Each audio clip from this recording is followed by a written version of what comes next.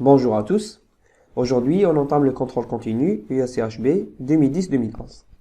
On a trois charges positives et égales à Q qui sont placées au sommet A, B et C d'un triangle équilatéral de côté de A. Première question. Montrer que le champ électrique grand E, créé par les charges en un point M de coordonnées 0Y, de l'axe Y'-OY est donné par l'expression du champ suivante. Le champ créé en point M est dû aux charges qui se trouvent sur ce triangle-là. Alors on a trois charges. La première charge Q se trouve sur le point A, la deuxième charge Q se trouve sur le point B, et la dernière charge se trouve sur le point C. On peut dire que le champ grand E est égal au champ créé par la charge A, plus le champ créé par la charge B, plus le champ créé par la charge C. Alors, le champ EA est donné par KQ sur la distance R1 au carré. Cette distance R1 au carré représente la distance entre le point M et le point A. Sur la figure, on a représenté la distance R1, qui est la distance entre le point A et le point M. Le champ électrique a besoin d'un vecteur unitaire pour le guider, alors on lui associe le vecteur unitaire UAM. Le champ EB est donné par l'expression suivante, KQ sur R2 au carré, fois le vecteur unitaire UBM. Sur la figure, on a représenté la distance R2, qui est la distance entre le point B et le point M. Et le champ EC est donné par KQ sur R3 au carré, fois le vecteur unitaire UCM, où R3 est représenté sur la figure. C'est la distance entre le point C et le point M. Sur le point A se trouve le vecteur unitaire UAM, qui est dirigé vers le point M. Sur le point B se trouve le vecteur unitaire UBM, qui est dirigé vers le point M. Et enfin, sur le point C se trouve le vecteur unitaire UCM, dirigé vers le point M. Ainsi, sur le point M, on peut représenter les différents vecteurs EA, EB et EC. Le champ EA s'écrit comme une constante multipliée par le vecteur unitaire UAM.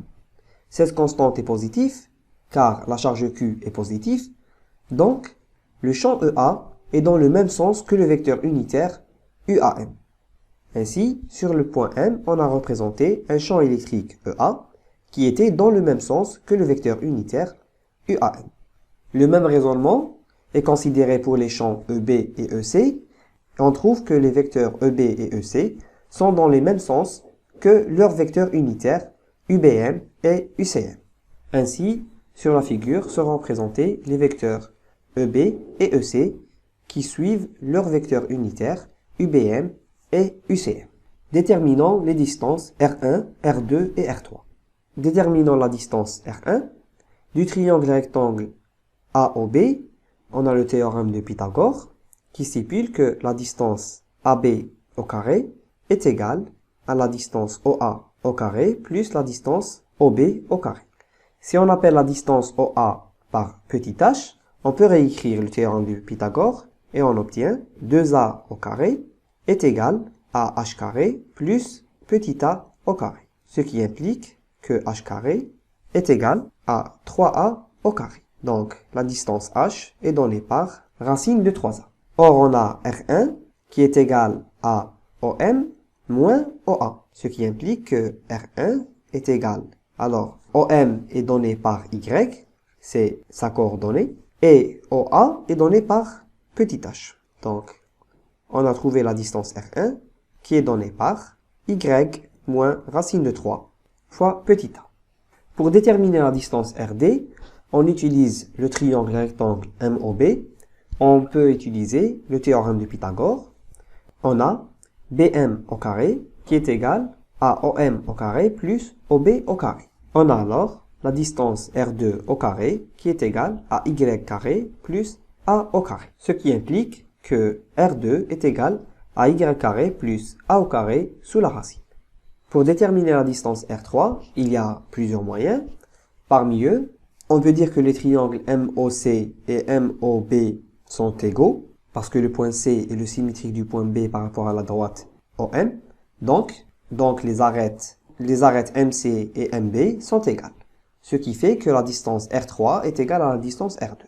Ou bien on peut refaire la même chose, et on peut considérer le triangle MOC qui est rectangle au point O, et utiliser le théorème de Pythagore et dire que R3 au carré est égal à A au carré plus Y au carré. Donc, on a directement R3 qui est égal à R2 qui est égal à Y carré plus A carré à la puissance n demi.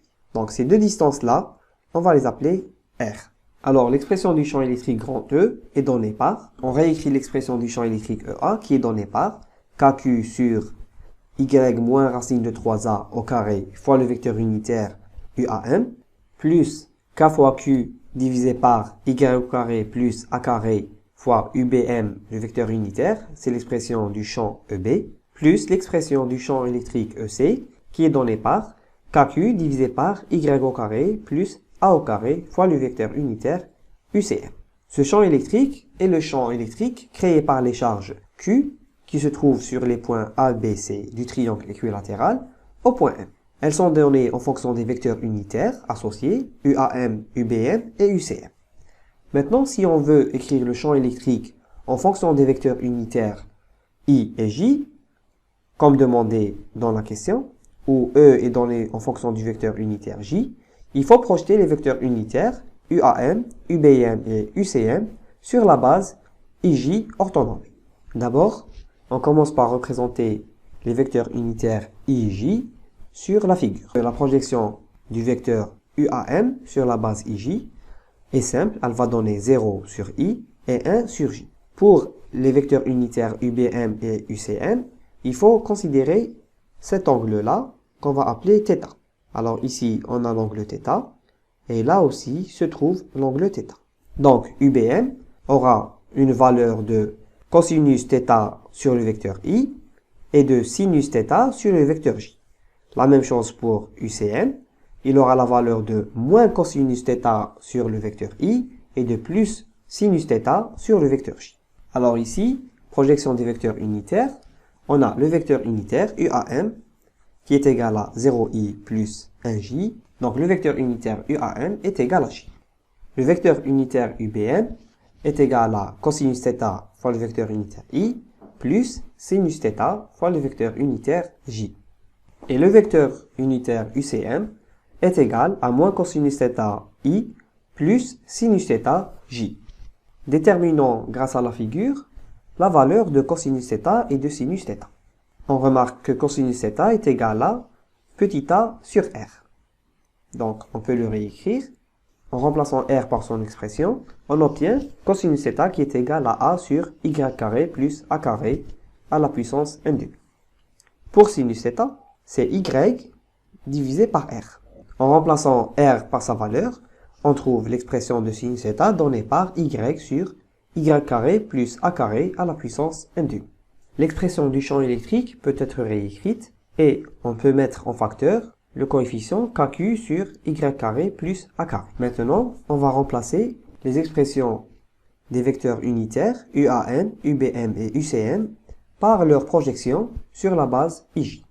Alors, comme on a dit, le vecteur unitaire UAM est remplacé par plus J, tandis que le coefficient KQ sur y carré plus a carré est multiplié par cosinus θ i plus sinus θ j, qui est la projection de UBM, plus moins cosinus θ i plus sinus θ j, qui est la projection du vecteur unitaire UCM. On remarque ici que cosinus θ moins sinus θ s'annule, et il ne reste pas de composante sur le vecteur unitaire i, tandis que sur le vecteur unitaire j, on aura 2 fois sinus θ. Donc on a l'expression du champ E, qui est donnée par KQ sur Y moins racine de 3A au carré fois le vecteur unitaire J, plus KQ sur Y carré plus A carré fois 2 fois sinus θ, le vecteur unitaire J. En remplaçant sinus θ par son expression ici donnée, par Y divisé par Y carré plus A au carré à la puissance n demi, on retrouve, en mettant KQ en facteur, l'expression finale demandée du champ électrique. Alors, elle est donnée par KQ en facteur multiplié par 2Y sur Y carré plus A carré à la puissance 3 demi, plus 1 sur Y moins racine de 3A, le tout au carré, fois le vecteur unitaire J. Alors, l'unité du champ électrique est donnée en volts par mètre. Deuxième question. Déterminons le potentiel électrique en même point, donc en point M de coordonnées 0Y. Le potentiel V est donné par la somme des potentiels créés par les charges Q se trouvant au point A, B et C. Donc on a VA plus VB plus VC. Où les expressions de ces dernières sont données par VA est exprimé comme KQ sur R1, où R1 est la distance entre le point A et le point M, plus KQ sur la distance R, et VC est donné comme étant KQ sur la distance R, vu que les deux distances R2 et R3 sont égales. On simplifie l'expression et on a KQ sur R1 plus 2 fois KQ sur R. On remplace les expressions de R et de R1 par leur valeur et on obtient la forme finale du potentiel qui est donnée par KQ en facteur multiplié par 1 sur Y moins racine de 3A plus 2 divisé par Y carré plus A carré à la puissance N2. Le potentiel est donné en volts. Troisième question. Retrouvez l'expression du champ électrique à partir du potentiel.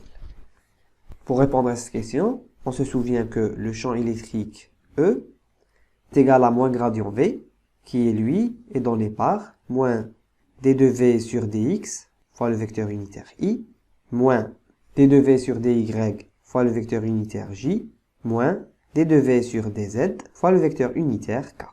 Or, d2V sur dx et d2V sur dz égale à 0, car il n'y a pas de composante de V, car il n'y a pas de composante pour le potentiel sur les axes X et Z. Donc l'expression du potentiel V est écrite seulement en fonction de la variable Y, mais pas de X et de Z. Donc le champ E est égal à moins d2V sur dy fois le vecteur unitaire J. On peut dire qu'on a une composante sur Y qui est égale à moins d2V sur dy. Et calculons cette composante. Donc on applique l'opérateur de dérivée, d de Y, à la forme du potentiel, AKQ, multiplié par cette expression-là. 1 sur Y moins racine de 3 fois A, plus 2 sur Y carré, plus A2 à la puissance N2. Donc, cette expression peut être réécrite et on a moins KQ qui est en facteur, multiplié par D sur DY appliqué à Y moins racine de 3A à la puissance moins 1, donc on a inversé cette fonction, plus D sur dy appliqué à y carré plus a carré à la puissance moins 1,5 et on n'oublie pas le 2 qui se trouve ici. Donc on a toujours moins KQ en facteur. Donc si on a une fonction dans le style f rangé de x et qu'on veut la dériver, donc on veut appliquer l'opérateur d sur dx par exemple, si la variable c'est x. Donc c'est d sur dx de f rangé est égal, donc c'est la dérivée de f par rapport à la fonction g, multiplié par la dérivée de la fonction g par rapport à la variable x. Donc dans notre cas, bon, x c'est y, c'est la variable y. Donc on aura d de f sur dg fois d de g sur dy. Donc où est ici la fonction f, où est la fonction g? G de y est égal à... Donc, dans chaque cas, c'est différent. Dans le premier cas, elle est égale à y moins racine de 3a. Et dans le deuxième cas, elle est égale, et G2 de y, elle est égale à y carré plus a carré. Donc, la première dérivée, ce sera d de f sur d de g. On considère y moins racine de 3a comme étant une seule variable, c'est g. Donc on a g à la puissance moins 1. La dérivée de g à la puissance moins 1 par rapport à g, on va avoir, c'est moins 1 fois, donc on a ici c'est g, y moins racine de 3a, à la puissance moins 2, multiplié par d de g sur d de y. Donc ici, d de g sur d de y est égal, donc on dérive seulement g, et on obtient 1. Plus, la deuxième partie, donc celle-là, on a un 2 en facteur, multiplié par, alors la dérivée de cette fonction va avoir moins 1,5 multiplié par la fonction g2 qui est y au carré plus a au carré à la puissance moins 1,5 moins 1, donc c'est moins 3,5 multiplié par la dérivée de g2 par rapport à y.